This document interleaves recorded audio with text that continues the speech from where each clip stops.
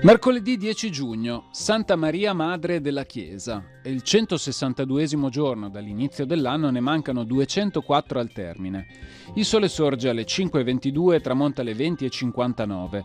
La luna si leva a mezzanotte e 34 e tramonta alle 9:49.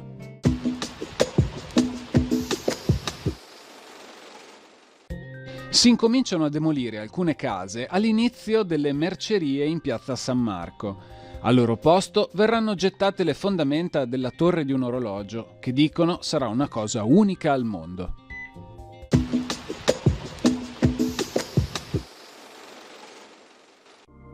Le previsioni per domani. Tempo variabile o a tratti instabile, con schiarite anche significative e alcuni annuvolamenti. Probabili precipitazioni sparse anche a carattere di rovescio o locale temporale, temperature senza notevoli variazioni.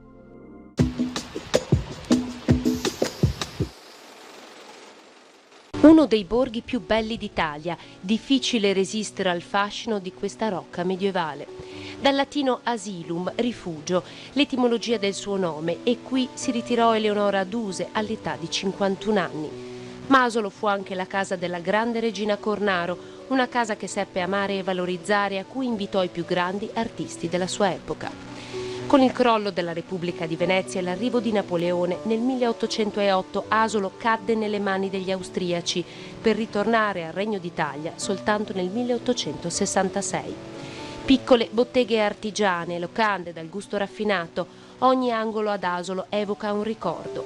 La città dei 100 orizzonti, così come la definì il Carducci, per la sua posizione disposta sul dorso del colle che ha rappresentato una meta di turisti fin dai tempi antichi, come testimoniato da nomi come quello dell'inglese Robert Browning, Ernest Hemingway o il pittore Filippo de Pisis. Il nostro percorso ideale parte dalla piazza centrale, oggi intitolata a Garibaldi, con l'antica fontana sovrastata dal Leone di Venezia e i tanti portici.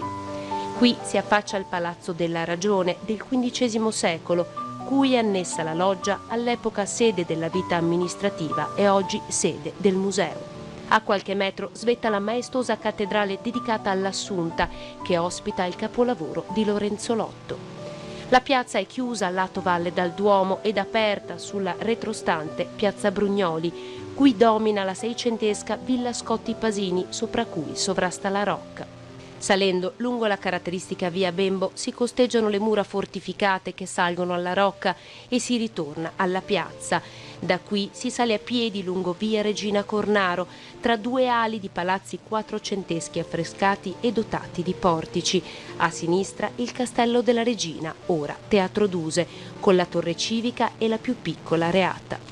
In via Canova si ammirano Casa Duse e sotto Porta Santa Caterina, Casa de Maria e la graziosa chiesetta di Santa Caterina, che ospita affreschi del Trecento. Più avanti Palazzo Pasquali con la lapide a ricordo del soggiorno di Napoleone e Villa de Mattia, oggi Casa Longobarda. Sul colle, detto degli armeni, da notare l'affresco di Villa Contarini.